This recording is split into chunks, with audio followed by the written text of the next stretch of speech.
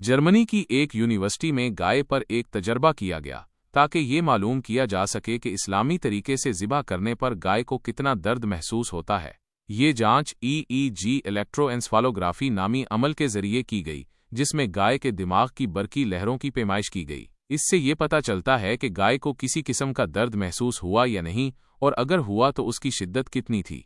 उन्होंने गाय को तजर्बे के लिए तैयार किया, उसे मखसूस आलात से जोड़ा और फिर ज़बह किया। ज़िबा के पहले 3 सेकंड में दिमाग की बरकी लहरों में कोई तब्दीली नहीं आई, जो इस बात का सबूत है कि गाय को कोई दर्द महसूस नहीं हुआ। अगले 3 सेकंड्स में ये देखा गया कि गाय गशी की हालत में चली गई और बेहोश हो गई। ये खून के तेजी से बहने और दिमाग को खून की सप्लाई रुकने की वजह से हुआ। 6 सेकंड बाद EEG ने दिमागी लहरों के बंद होने को रिकॉर्ड किया, जिसका मतलब ये था कि गाय मर चुकी थी और उसे किसी किस्म का दर्द महसूस नहीं हुआ।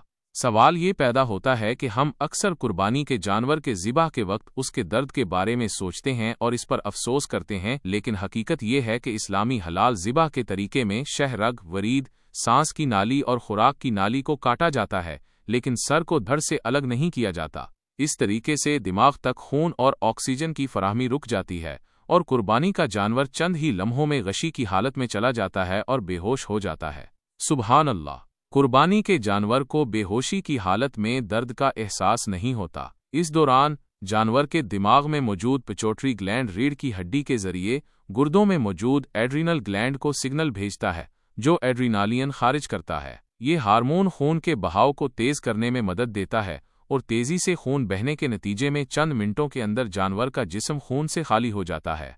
इस्लामी ज़बह तेज और सबसे रहमदिल तरीका। इस्लामी ज़बह का तरीका इस बात को साबित करता है कि ये जानवर के दर्द को कम करने का सबसे तेज और मेहरबान तरीका है। सुबहान अल्लाह।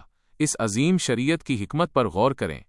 खुलूस नीयत से जो भी हो कुर्बान अल्लाह की राह में, उसका है ये इनाम, और हमने हर उम्मत के लिए कुर्बानी का तरीका मुकर्रर किया है ताकि वो इन चौपायों पर अल्लाह का नाम लें जो उसने उन्हें अता किए हैं। बस तुम्हारा माबूद एक ही माबूद है, तो उसी के फर्मा बरदार बन जाओ और खुशखबरी सुनाइए उन लोगों को जो आजिज़ी करने वाले हैं। सूरतुल हज 34।